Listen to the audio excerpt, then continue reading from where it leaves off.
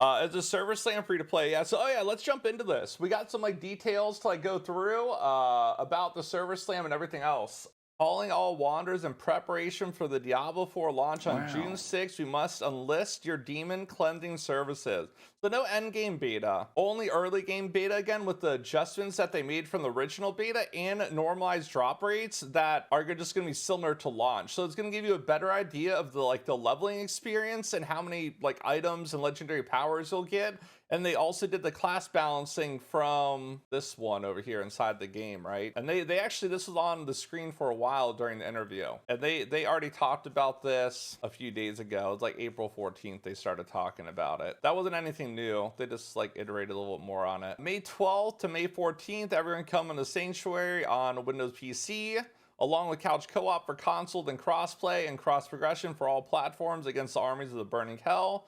What to expect during the server slam? So what are we gonna get during the server slam and stuff? Server slam will give players one final weekend hell to experience a fraction of Diablo 4's offer, while simultaneously testing the server capabilities. So I think the big thing in the server slam is they really want another stress test because they don't want an error 37 situation from Diablo 3, which is honestly expected, right? So fractured piece again, you'll be able to play the Barbarian Tree, Necromancer, or Rogue or Sorg. I can't believe how many people actually thought that they were going to announce a new class today. Obviously they're going to announce a new class eventually, probably going to be paywalled, right? They're probably going to do like some type of expansion and be like, welcome Paladin to the Sanctuary for $29 or $19. And they already said that it's a live service game and they're going to continually add stuff over time, right? Like Diablo 3 isn't just going to launch and they're going to forget about it. At least we hope that they don't launch it and forget about it. For those who played during the early access, though Bacon Weekend, the detailed may seem familiar. However, there are a few nuances we ushered in with the server slam.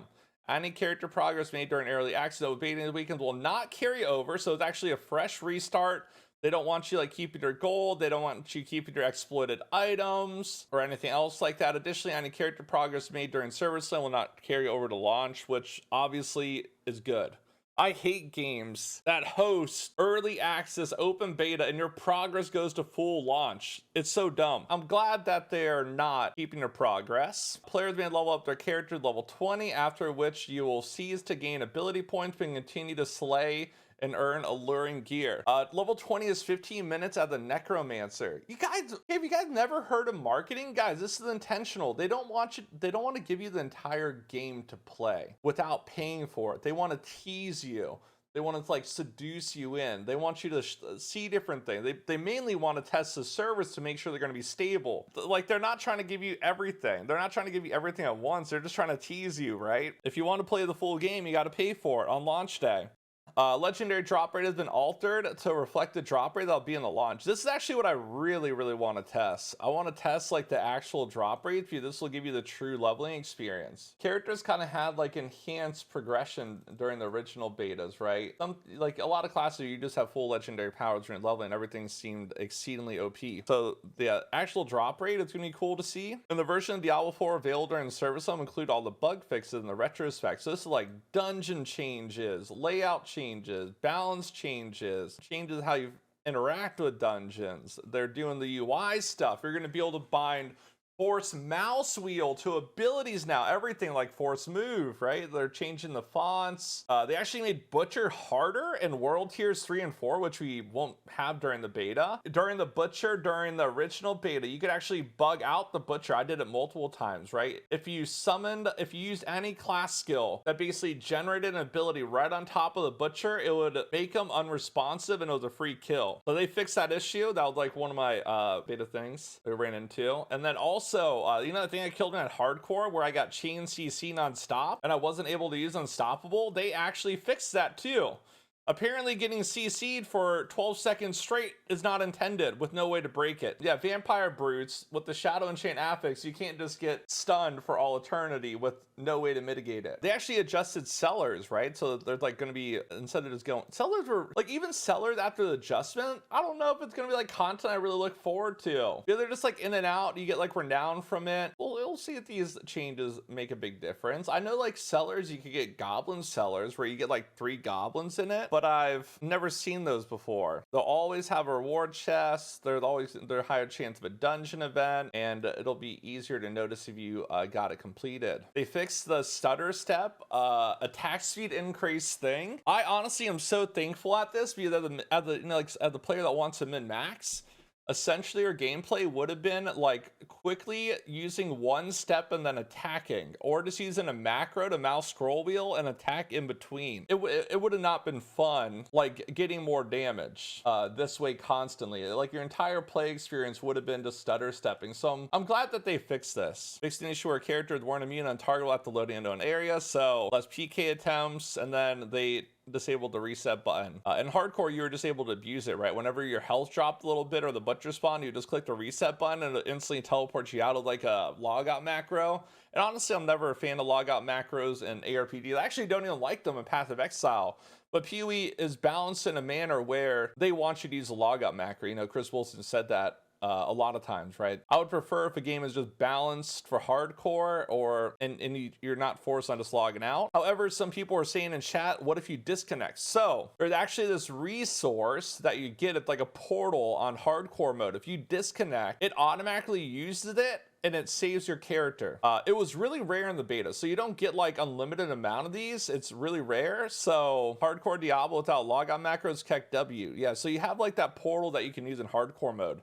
Honestly, I don't think hardcore mode is going to be really popular on Diablo 4. With everything that they've said about like PvP not really balanced, about PvP being like a gangbang fiesta, about PvP being rewarding, the overworld events, like randomly the butcher just spawning. We learned the butcher could spawn in the overworld during Hell Tides, right? So Hell Tides are like this world takeover event, and like drops are just enhanced with basically terror zones in Diablo 2. I don't know if you guys ever played them before, but yeah, Diablo 2, they implemented this a couple seasons ago. Area in the campaign will be influenced, right, by like terror. The mobs item level are boosted and there's additional drops there, and essentially Diablo 4 is getting that. And even I guess the butcher could spawn there too, so it's gonna be yeah, just gonna add replayability to overworld areas. Endgame dungeons will destroy hardcore characters. Think Arch Nemesis mobs everywhere. Yeah, they showed some of the dungeon affixes. We can actually pull up the VOD and look at them a little bit. Me and 5 friends. Spartacus, you're not gonna play hardcore mode, you play softcore.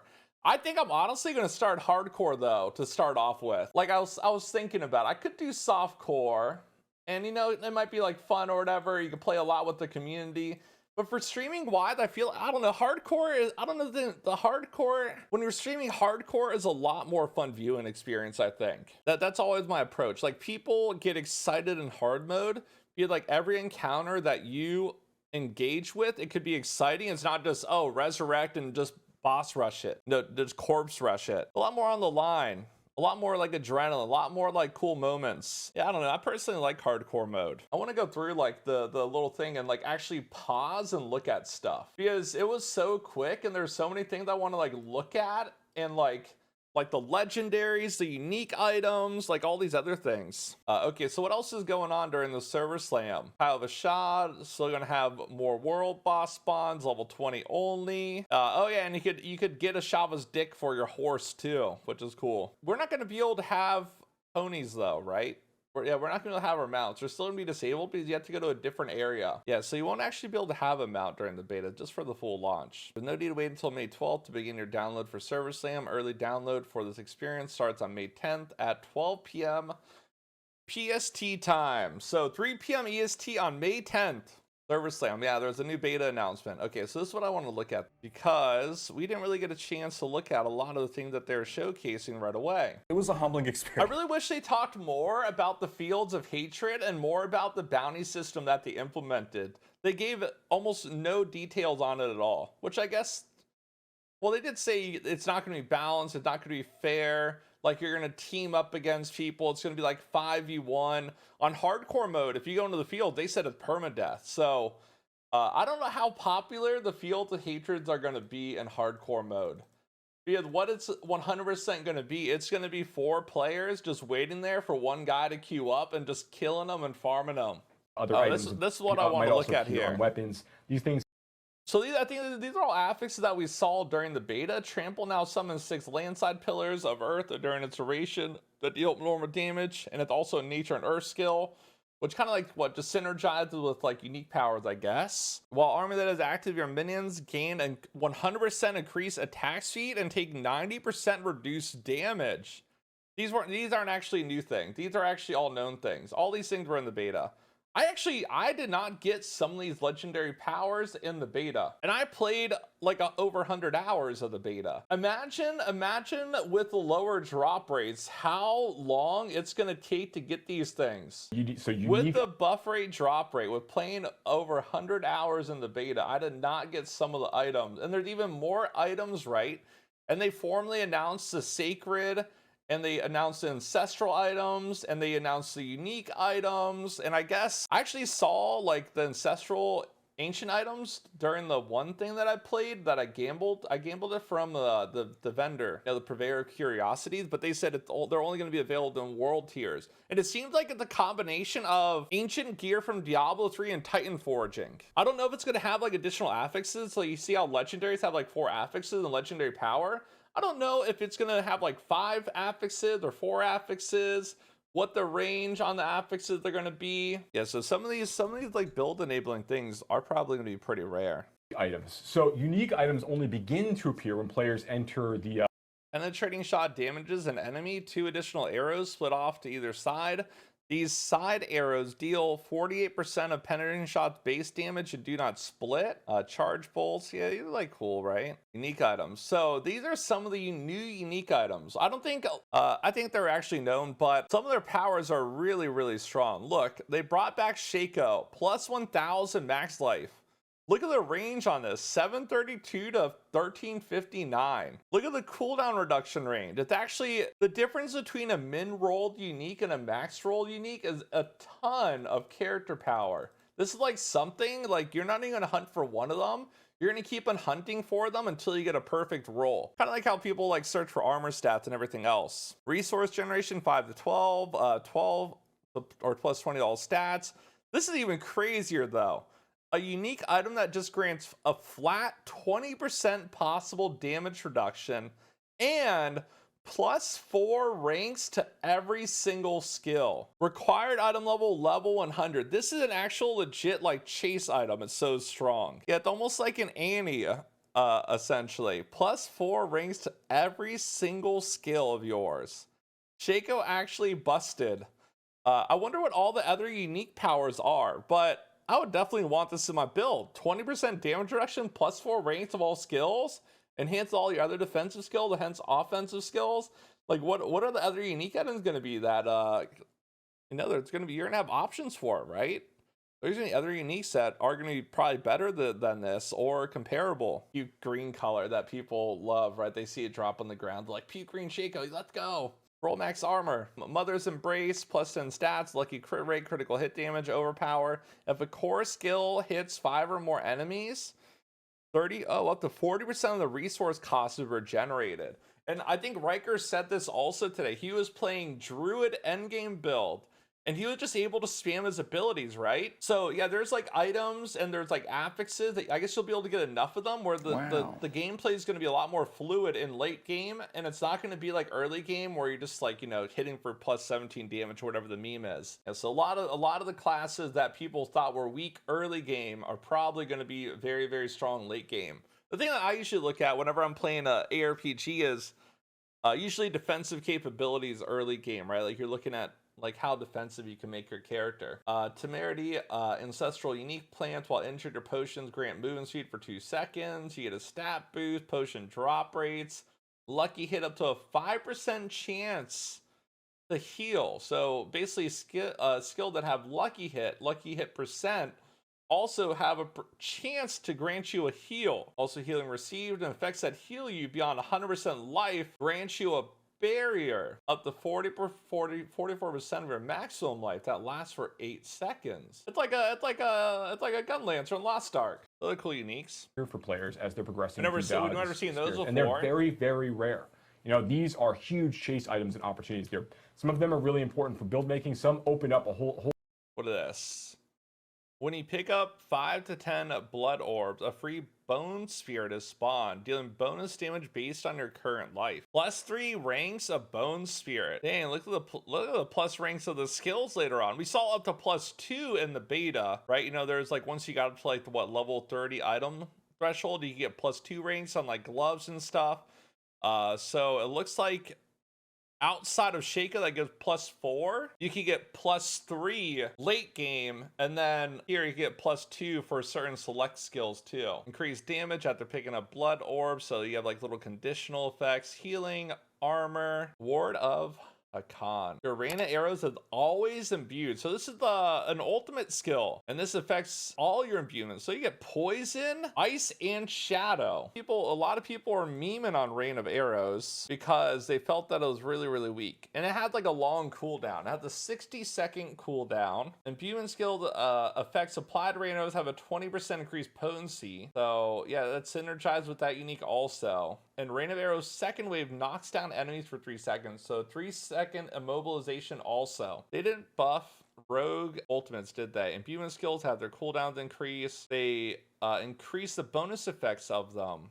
Only druids had their ultimate skills reduced in cooldown. And then Fireball now bounces as it travels, exploding each time it hits the ground, but if the explosion deals 65% less damage. That looks like it would have major clear potential. What the heck? Plus critical strike chance.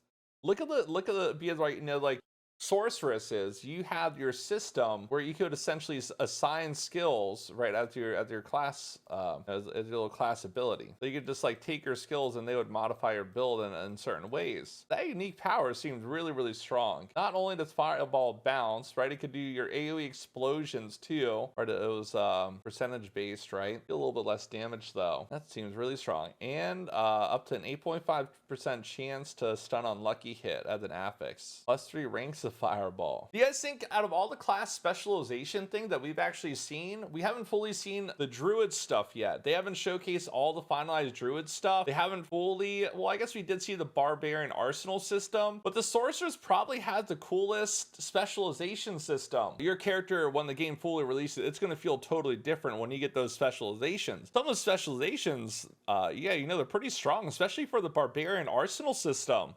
Like having a weapon swap, doing your weapon specialization stuff. Barbarian's gonna slap once you get that. Once you get those things. Gain stealth for 2 seconds when killing an enemy with shred. Breaking stealth with an attack grant ambush, which guarantees critical strikes for up to 2.5 seconds.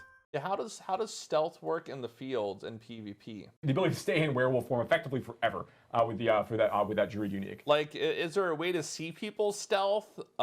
Is it kind of just like reduced? Yeah, like are they actually invisible or just like reduced? Yeah, like are they like a shadow almost? How did that work? But one other thing that I really wanted to watch was the affix stuff. This is what I want to look at. I guess this is the main focus of your end game. This is Nightmare Dungeons. And they said what there's gonna be a rotation of Nightmare Dungeon per season. There's 115 plus base dungeons. I thought there was originally 150, but I guess there's only 115 base dungeons in the original game launch, and then there's going to be a rotation of dungeons on that list. These are basically the affixes on the sigil. It's almost like a Mythic Plus system. It's like a map, Mythic Plus, Rift combined system, Poultice, Refuge, and Fractured Peaks, right? So it tells you the zones.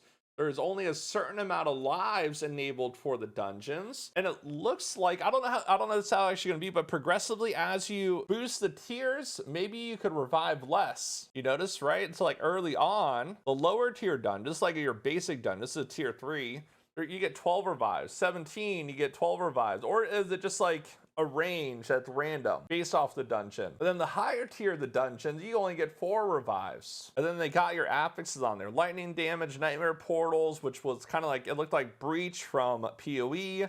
Monster deals shadow damage. So, you know, you're probably like, oh man, I better have more lightning resist. I better have more elemental mitigation. I better have more shadow resist. This dungeon affixes, but they also, it's not just cons though. They got pros to your dungeon affixes. I actually like this. but it makes the dungeons feel a little different, right? Like you get cooldown reduction on kill. The green is always a pro. So this is, you're dealing more lightning damage then. What does revive mean? Well, in hardcore mode, I would guess you get no revive. If you can't revive, you just die. Yeah, so I like the pros. Control and paired explosions.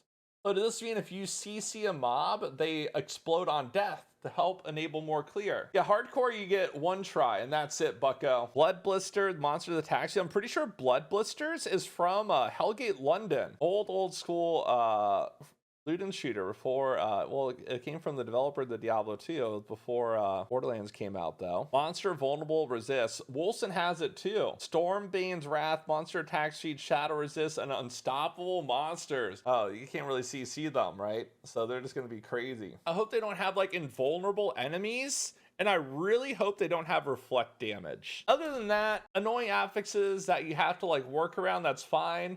But I really hope they don't have any reflect damage. I absolutely hate it. So basically the glyphs are new gems from Diablo 3. You complete their nightmare sigils, the dungeons, and then you have your array of glyphs that you get a level up and then enhances the bonuses. And honestly, the glyphs were more than I thought it was gonna be. Did you see all the affixes that they had on their glyphs, like when they were showing the Paragon board? A lot of people thought it was going to be really, really dumbed down. So, you know, you're going to have like a bunch of preset boards. You're going to be able to rotate them. You're going to have different pathing options.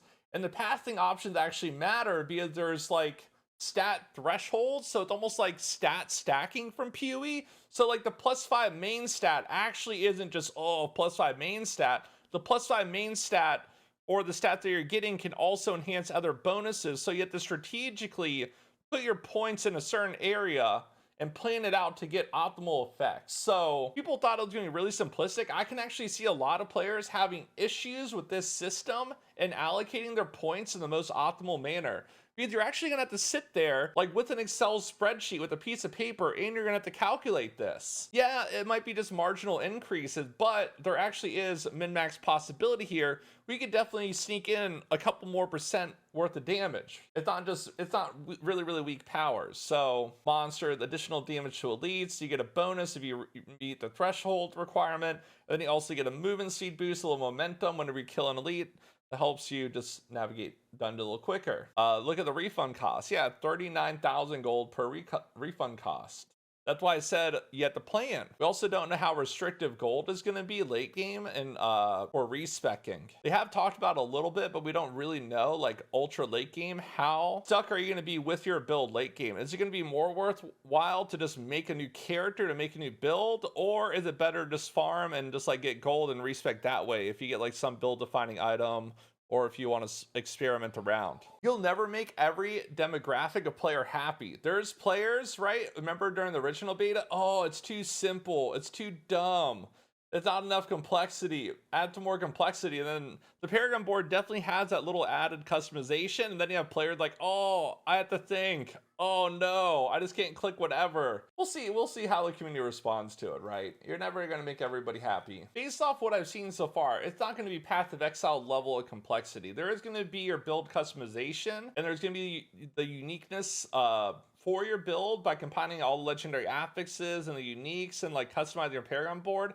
I don't think it's not going to be like as crazy a PoE though. I think you'll be able to make a good build without looking at a guide. Wow. However, the min-maxing portion is different, right? If you want to truly min-max that build and get the full maximum potential, you can theory craft it and you can just, you know, totally plan everything. The unique nodes. They said these unique nodes or legendary nodes are going to be more powerful than some legendary affixes than even unique affixes. Crackling energy has a 25% chance to not consume a charge when triggered. This is like, you know, Sork AoE stuff. And then also you got a scaling bonus off of your intelligence, right? So it's attribute stacking. A legendary node somewhere on it. And these are really, really powerful powers like you'd expect. They are a legendary power, effectively unique to the Paragon board system for that class and for the whatever that particular board is trying to convey as its overall build type. So these are really, really powerful things to go and collect, but they're actually not the most powerful thing. This is just an additional extra powerful. The thing about it, if they're the strong build, people are going to automatically gravitate towards it. It happens in every single ARPG. And the same thing's going to happen with Diablo 4. Someone's going to find a build that's 1% more powerful. They're going to find a cool interaction. People are going to see that. They're going to farm the uniques. They're going to farm the legendary. They're going to farm the Paragon board. And they're going to want to play the strongest build. That's why on YouTube, right? What build guides for YouTube? You play any game on YouTube, you put strongest build, strongest weapon loadout. It gets the most clicks because everyone wants to play the strongest, right? When you search on YouTube, right, to figure out a build, you don't type coolest build, most fun build. You type tier list, strongest build, meta build, biggest damage build, right? You don't just like, a majority of people don't want to just play something cool or fun. They just want to do big dick damage, right? So this is like a little more in-depth look, right? This is like when your glyph sockets or your AoE nodes, right? And you have a bunch of glyph nodes. I don't know how many you're gonna have in total. So they said as you level this up, it actually increases the radius of the threshold jewel to hit additional nodes. But essentially this gives you what? Lightning resist, crackling energy damage, intellect. You deal 10% increased damage 4 seconds after using a defensive skill. Grants 50% bonus to all rare nodes within range, so it's actually enhancing your rare nodes. Additional bonus if requirements meant you deal 10% increased damage, and then requirements purchase and radius 25 deck. Yeah, so it's almost like a thread of hope for it's almost like a thread of hope. But you'll have to strategically allocate nodes here and actually probably theory craft this stuff a little bit to min-max the values, because you have a selection of glyphs that you could potentially put in there. Right, you can see that right over here, right? You have a selection of glyphs. It's not just like one glyph only. You're gonna have multiple boards. You're gonna level up multiple. What is the glyph? You ever played Path of Exile with like a threshold gem, but also it's almost like a Diablo 3 gem, right? Because you have to like obtain them, and then as you complete your dungeons, you have to level them up and enhance the power. So yeah, it's like a combination of Diablo 3 stuff and PoE stuff. We really haven't seen anything like this in Diablo before. To be affecting nearby nodes and also fueled by other nearby nodes. So if you hit certain thresholds inside some of the glyphs, you're also going to unlock powerful bonuses that are going to also affect nearby nodes at the same time. And as I mentioned before, glyphs can be leveled up pretty high. They continue to grow the radius of the affected nodes as you level up through certain tiers. So it means they can affect larger and larger areas. And the boards are not symmetrical in nature as you're progressing through. Because the player can rotate their board and choose which gate they actually want to enter from, you have to like kind of choose from board to board where are the sockets on this board. Are they near the stats I really want for this glyph? Yeah, right. So how many boards did they say you're gonna have for each build? Is it like 9 boards or something? I know you get 200 something, 220 skill points to allocate on your board. It's 4 boards, 9 boards. It's a lot. I don't know how many it is. All I know is you get like 220 skill points to allocate here. It's not just like a couple skill points. It's a lot. Yeah, I don't know. This is gonna be a decent amount of customization for your character, right? You guys think this is gonna be too simplistic, or you guys think this is gonna be fine? Because this glyph is gonna be fueled by dexterity nodes within range of the glyph effect, and it's gonna do additional critical strike damage, whatever it's going to do for me as a result.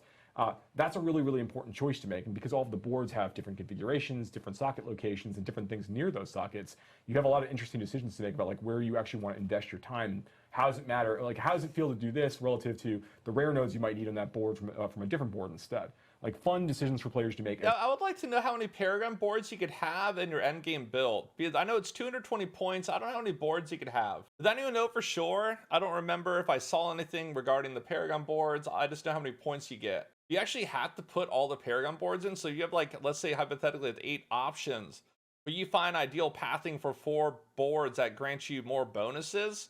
You do 4, right? Maybe, or you do 3, right? Now maybe like your builder playing it, like you just want to use those. You don't want to use all of your points and bound different boards. I think that's all I really want to look at. Those are like the new things, like the actual looking at Paragon boards. Didn't they say the further you go into the board, the more it costs also? I believe for respecking, yeah, as you allocate more points or as you gain more levels, the respec cost will scale. Like early on, they want to incentivize you to like try new stuff, so the respec cost is relatively low, and then over time, that value goes up. I don't know what it scales up to though. Like what, 40,000 gold per respec point? The baby's so sad I'm streaming early today. You guys want to see? He's bringing all of his toys to my room. Hey big man, what's up? Yeah, you pointing at dad? I know dad's streaming early today. I know it's weird, huh? Yeah, and you're bringing me your toys over here. Yeah. A big man. He's like, what's going on? What are you doing over here on your computer so early today?